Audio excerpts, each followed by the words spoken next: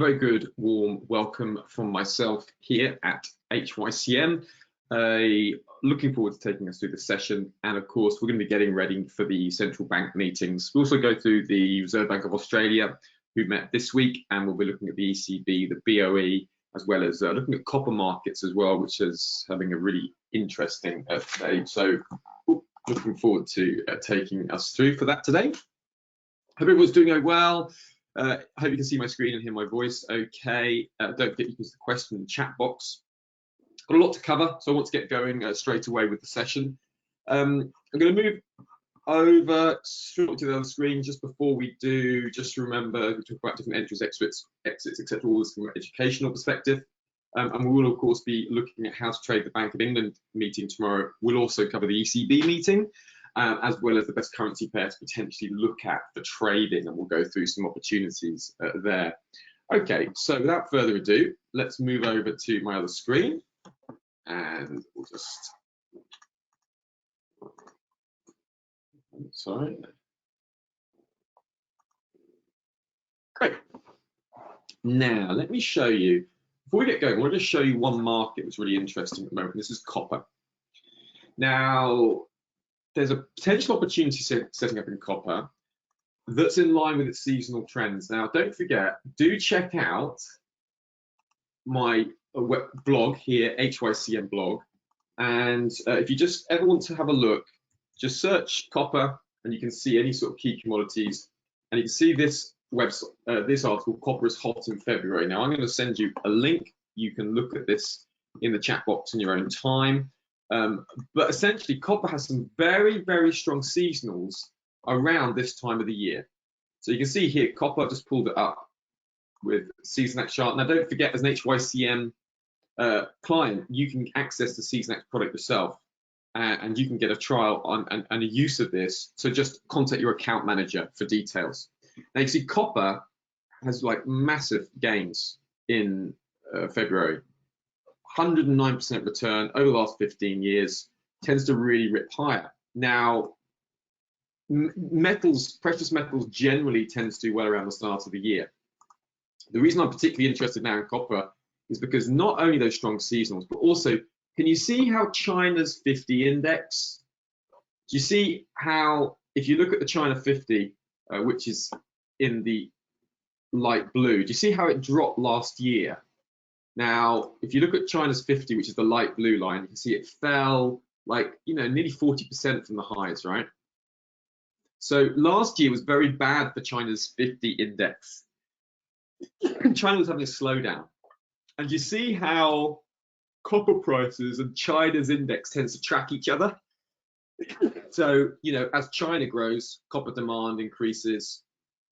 As China grows, copper demand increases. Now, copper is often called Dr. Copper because it is a good indication of the world's health, right, in terms of like demand. Now, if you just take a look at the processing of copper, look how much copper is processed in China. Okay, so that what I'm telling you is there's a very strong relationship between copper prices and how China is doing. Now, China's central bank is easing rates at the moment. Now, easing rates means they're cutting interest rates. If interest rates cut, that means situations are better for businesses because businesses can take loans out and it's going to cost them less. And those cheaper loans are much more attractive for businesses. So what we're looking at here is a situation where we're expecting China's 50 index to recover. Now, if I just quickly show you the 50 index on the equity chart, you'll see here, this is at the candlestick chart. Now, this is a couple of longs, a long rather I've entered as China's 50 index fed into that key support. I think I've mentioned it a number of times on these webinars as, in that support. This is a massive area of support. And with China easing, you see that resistance turns support, right? So it's an obvious place to enter, and you see I marked another place I was willing to enter if price moved lower in that very heavy demand level, just underneath that 1400 region. So all of this means that with the China 50 index set to move higher, copper prices can also move higher. And if you look here, we have a symmetrical triangle pattern forming. Again, look on my blog, and on my blog, I show you how to trade the symmetrical triangle pattern. So just put symmetrical triangle.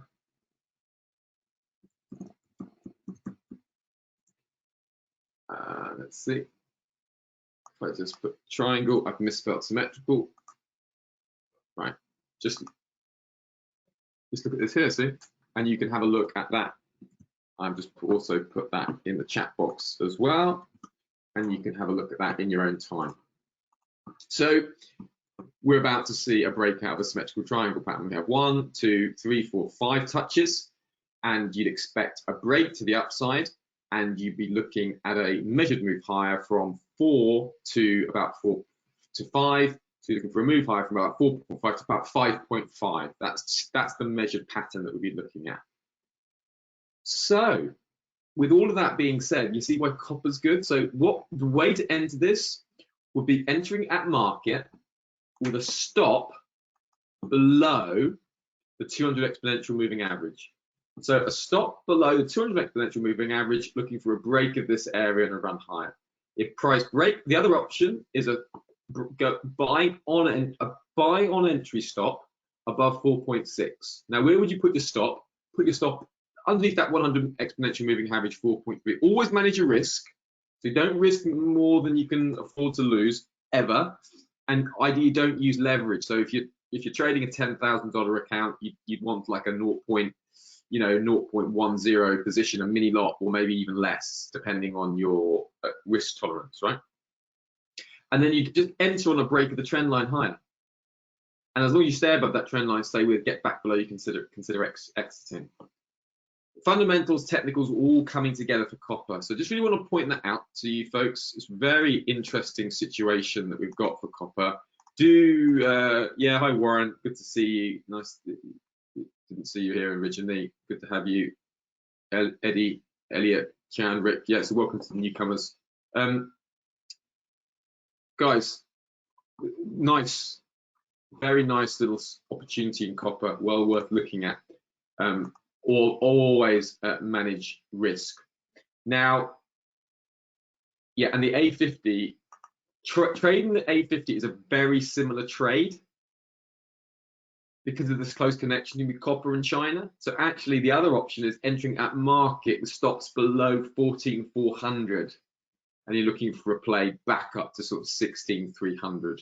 So like the risk reward makes sense there, and you could just look for a play from market back up to this region here. And remember, that is, previous support turns resistance. So that's your target area. Okay, it stops just underneath the 200 exponential moving average. It's a very similar trade because easing in China is going to help copper. You see the connection, right? But it'd be just interesting to see what is China's. See if the A50 has a strong season about this time of year. That'd be interesting. I'm not sure we've got it on the. I'm not sure we've got China's 50 here. Let's have a look.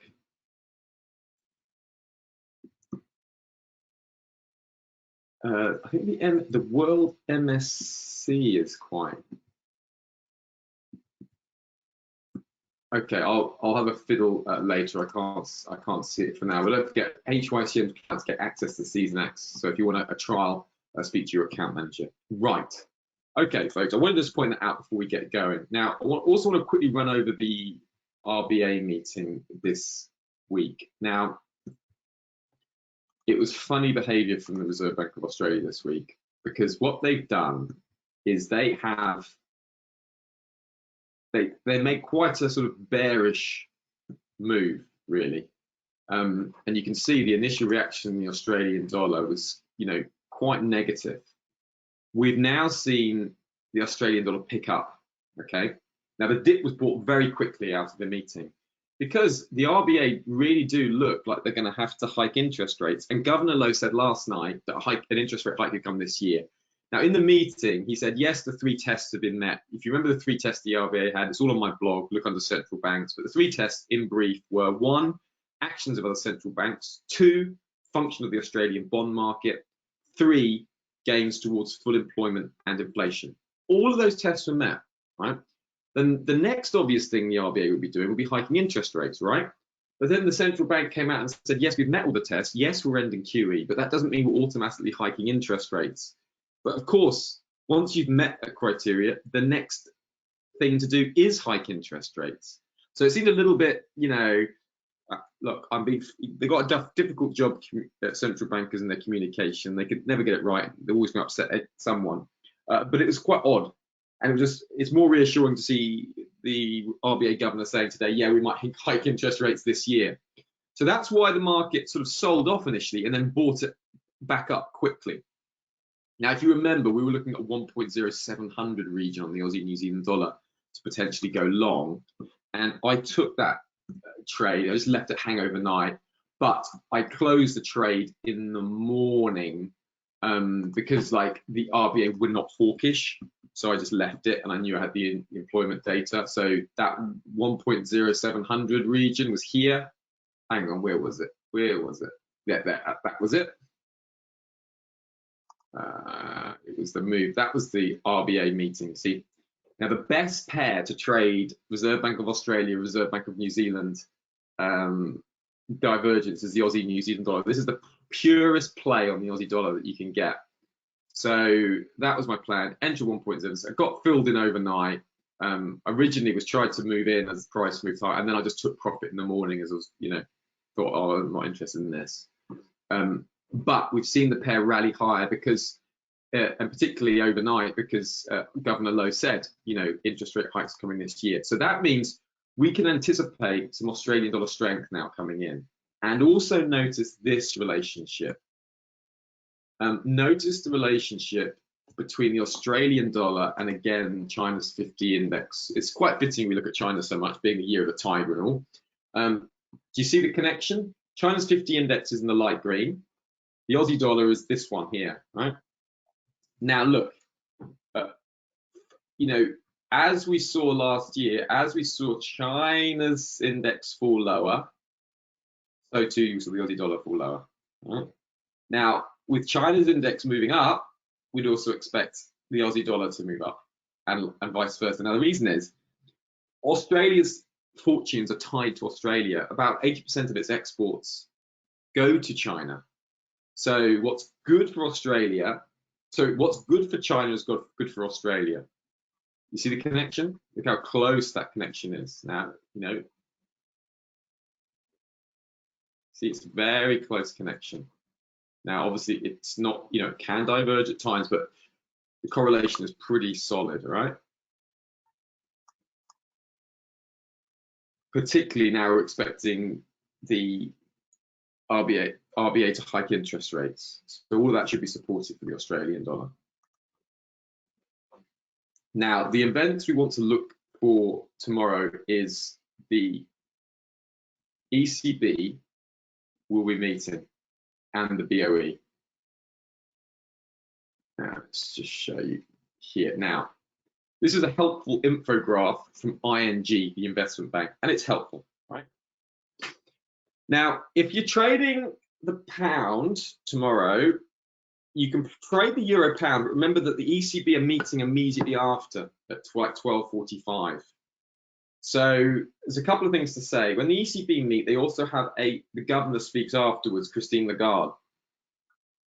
So when you're trading these events, remember, if the governor's speaking immediately afterwards, that's almost like a separate event, because the governor can say, oh, you know, they can confirm something, they can contradict something, they can give more details, they can elaborate on something. So always look out for Christine Lagarde's rate statement, which comes like 45 minutes after the decision. So if you're trading the euro pound, remember you got the ECB meeting like 45 minutes later. So if you remember in December, the Bank of England hiked rates by surprise. I shorted the euro pound and then got out quickly, right? Because I knew the ECB were meeting. I just used a bit of leverage, went short, took a nice little run, and then price rallied all the way back after the ECB meeting. So if you're trading the euro pound, remember it's a short-term trade because in 45 minutes time we've got the ECB meeting.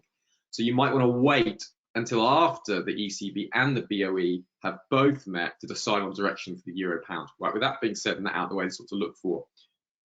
Everyone expects them to hike rates. Now remember, with expectations, the way market works, if something's expected, then it's not a surprise. Like if I said to you, come to my house, like come to my house and I'll cook you roast beef dinner. Now, if you came to my house and I had roast beef dinner, you wouldn't be surprised. Why? Because I said. Now, if I said, come to my house and I'll cook you a roast beef dinner, but instead I just do a quick, a quick snack, a quick noodles or a quick cheese on toast or something that you'd have here in the UK, you'd be like, oh, I'm a bit disappointed because I was expecting roast beef, which is a far superior meal, so I'm disappointed. Now, that's markets working exactly the same. They're expecting the Bank of England to hike. 25 basis points rate hike, expected. So if they don't, they will be a big surprise. You'd expect euro pound to surge higher, okay? So if there's no rate hike tomorrow, you could sell on stop the pound. And the best pair to do it would be the pound US dollar. So this is how you do it. So you do it like this.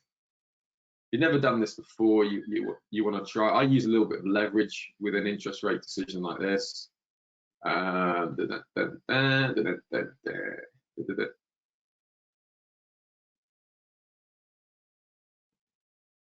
right, sorry about this. Get there in the end. We got there, right. So let's say, for the sake of argument, majors rallying to dollar weakness. Let's pretend that the Bank of England is about to meet in like 5 seconds.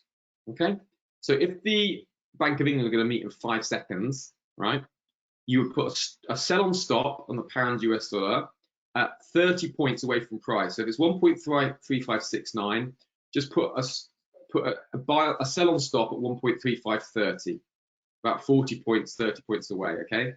If there's no interest rate hike, because it's market's expecting it, the pound would drop like 80 points straight off the bat, and you would enter that position with a sell on stop. Now, if they don't do anything, the pound might bump around 10, 15, 20 points, and the focus becomes on the statement, but there won't be like a huge jump lower.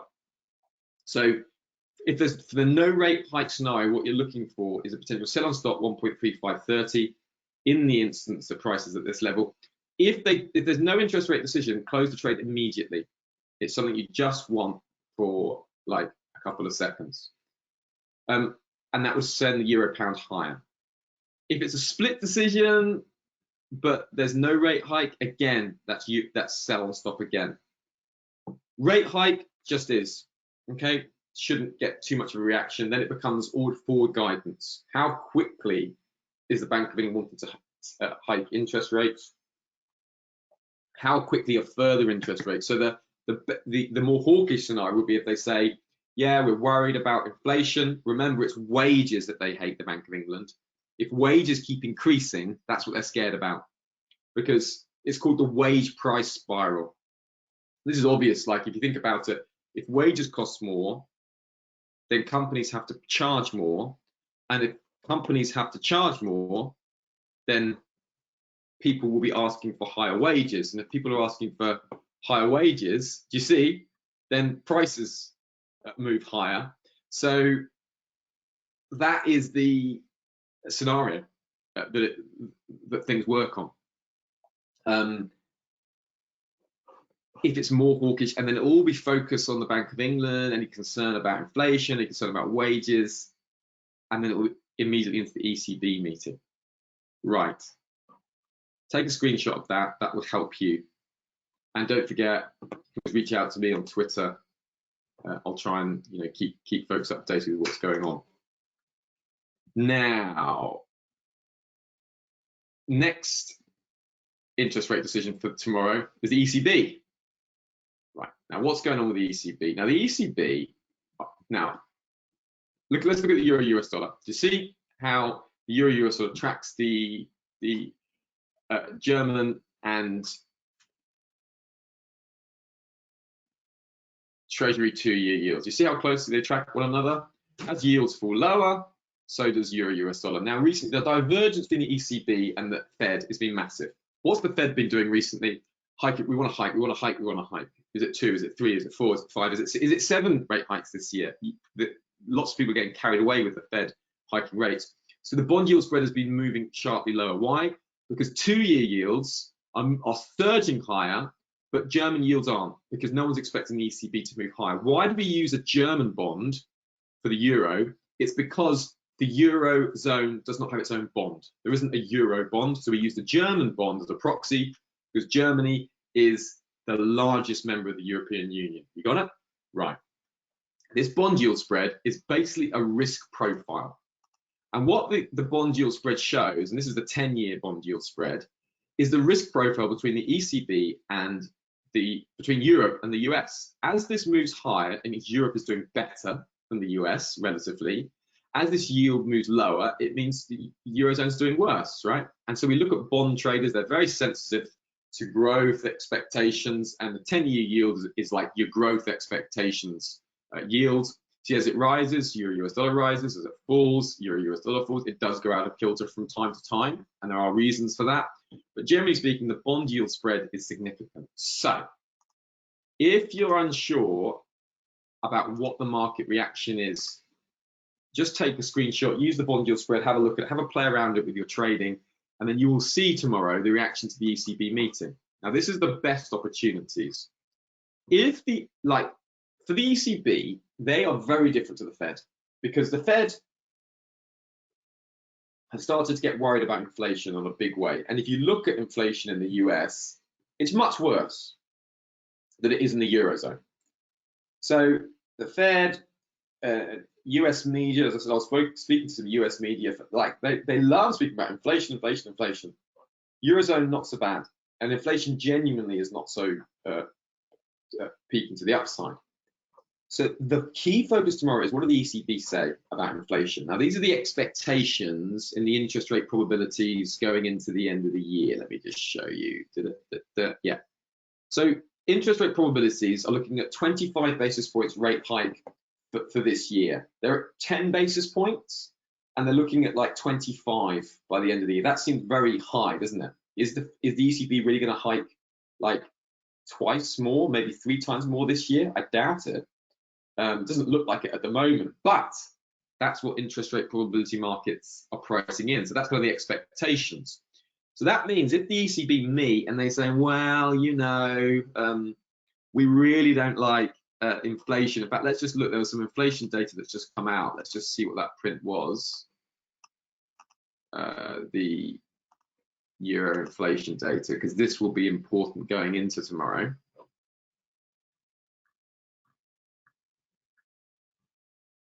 Let's just have a look.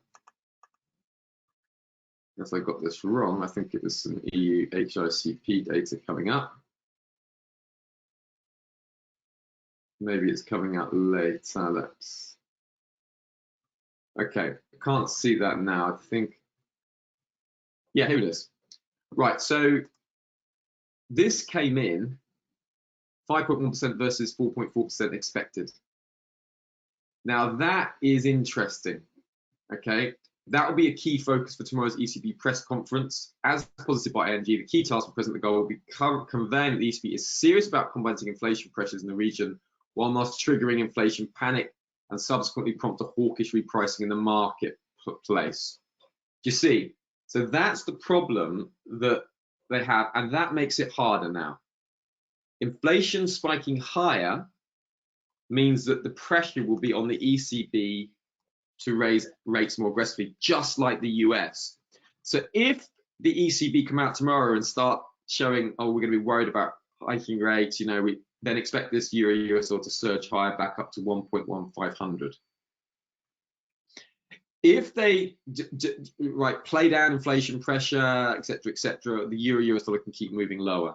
So this will become key. This key trend line: stay above, stay with, get back below, stay below. So there's a lovely area to define limit risk here.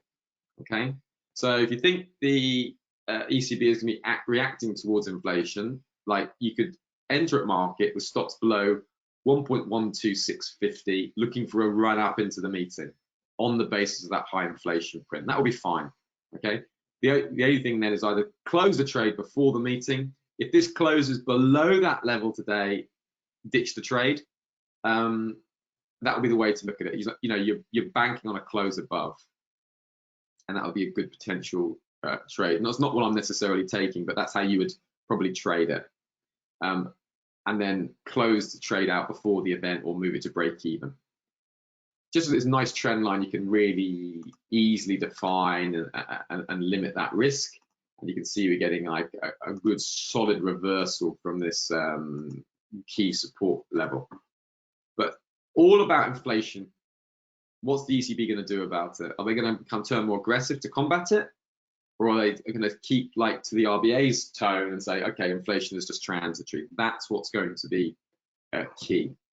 Right, a couple of other markets to be looking at just before we go is the Russian-Ukraine crisis. Now, the Russian-Ukraine crisis can hit a few markets that we need to be aware of. One is natural gas. If Russia make an incursion into Ukraine, expect nat gas prices to surge higher. Why? Russia is the world's largest exporter of natural gas. Russia also provides around a third of Europe's gas supply. If there's any incursion from Russia into Ukraine, there will be significant sanctions placed upon Russia that will have a knock-on effect.